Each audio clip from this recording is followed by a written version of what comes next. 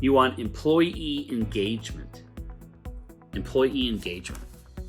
How do you do that? How do you engage your employees? I was just on the phone today with a company. They have 160 employees, 140 employees, 110 or so on medical, and one person in the HR department. And they said that they talk to all the new employees, they do the meetings and everything, but it's 140 people. It's a lot of people, considering everything else you're doing in HR. So you do the best you can if you have a small shop, but what if you could outsource and partner with people that have the resources to help engage the employees? Do you know the best way to engage employees? It's not from giving them money. It's not from raffles. It's not from contests. It's not from gamification. It's not from having things on a poster board. It's talking to the employee. It's having a counseling session, not a counseling like a behavioral health counseling, but a one-on-one benefit advisor session that says to them, Mary, let me explain the new medical plan this year because it's changed. And it usually always changes, right? Something is changing. Sometimes the change is big, but it's about us saying, hey, Mary, and this could be right now over the phone. Hey, Mary, with technology now, you can't see people, maybe you can't get face to face. So Mary, let me explain to you what's changed. And this is a person-to-person interaction, maybe when they're at home with their spouse, explaining how that medical plan works, how it's different, how they can use it the right way. Look, the call I was on today, they spend close to $750,000 in benefits. $750,000 a year, they're writing a check to the carriers. And I said, we need to maximize that spend. The spend you have now, you're not getting much for that money. The employee has to come out of pocket $5,000 before anything kicks in. Let's maximize that spend by looking at different plans. Let's finding ways to eliminate the deductible. And then the second piece we talked about is let's make sure each employee understands that investment you just made, because the employee is an asset. And the benefits are an investment into that asset.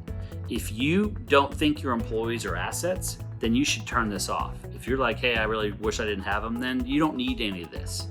But most people I talk to are like, yeah, some of them are liabilities, but most of them are assets. Okay, then is the benefit money you spend, is that an expense or an investment? And this is what trips people up. They say, it's an expense, but no, yes. See, they get caught. Can't talk on both sides of your mouth. It's either one or the other. Yes, it's a line item. Yes, it's the second or third highest line item after salary and other things. But once you understand that the benefits you're spending, that $750,000 you're spending a year, of course, the employee is paying some of it, but you collectively as an organization, you're the steward of that money and that decision. Everyone is paying into it. You made that decision as CEO, CFO, HR director, committee, right? Yes, they're paying piece, but you have a responsibility to make sure we're maximizing that $750,000 spend. And a lot of people aren't. They're missing the point. Like, oh my gosh, I never realized that we spend $750,000 and then the employee spends $5,000 per person before the benefits kick in. There are better ways. And what you do with step number 2 is engagement, is you allow each employee, not on the weekend, not after hours, during the workday, if appropriate, to talk one-on-one in person, over the phone, or over like a video call with a salaried benefit advisor. Not a sales rep, not a commission voluntary sales rep, not a temp employee that someone brings in from out of state. These are all tactics that get used. And I've used most of them in my 18-year career. So nothing wrong with them, but the best, in my opinion, is having a salaried benefit advisor that's not incentivized just to push voluntary benefits on you and your employees to do the enrollment at no cost.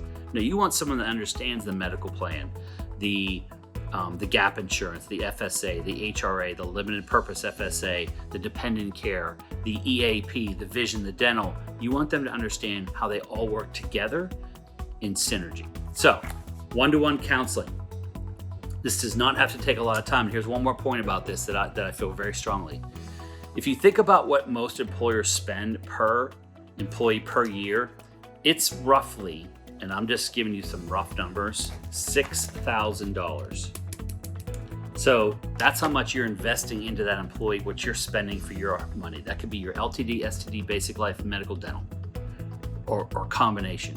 Do you know what the average hourly rate is on someone working at your company, most companies? How much per hour? $36 an hour. So what we say is, would you trade $36, would you invest $36 of time to protect a $6,000 annual investment? Of course, who would say no to that? So that counseling could be a 30-minute group meeting and a 30-minute session with the employee. It's an hour. Okay, call it 2 hours. All right, what's that? $72. Oh boy, $72. Now we're really going crazy. I don't know if I'd spend $72 to protect my $6,000 investment. And that's just on the benefits. You're not even taking into account an employee that leaves because they have a family of 5 and you have a high deductible plan and they don't view that as insurance.